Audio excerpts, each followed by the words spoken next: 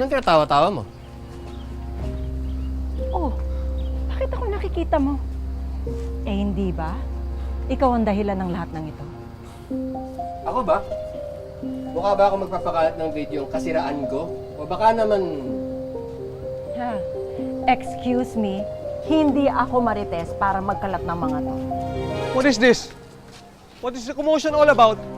Kids? Lovers? Why are you still here? Go inside the classroom, right now, pronto! It means now, go!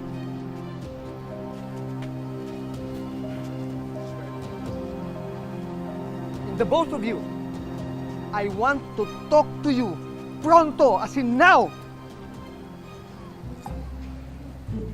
Wala.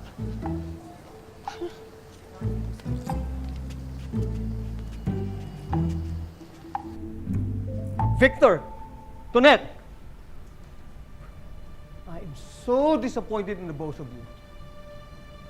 Hindi ako hihinto, Mark.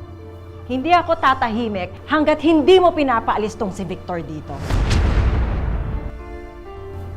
Alis. Hindi natin pwedeng paalisin si Victor ng ganun lang. Firstly, wala naman siyang conviction. It's wrongful termination kung papaalisin natin siya without due cause.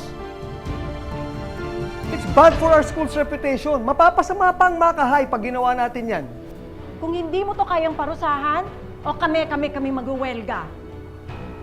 Tayo, kami mga guro ang magwelga at ikaw ang paaalisin namin. Oh.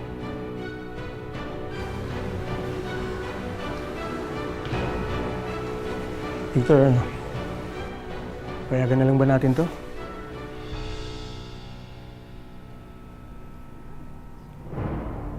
Tonette, magsusorry ako at tatanggap ng kahit anong parusa.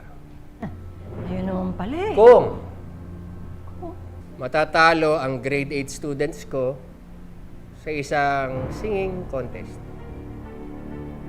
Bakit natatakot ka? Hindi ah. Call. Sige. Pag matalo namin kayo, magsusorry ka at tatanggap ka ng parusa. Pero bilang siya nang pumili kung anong gagawin, akong pipili kung sino sa klase niya ang kakanta.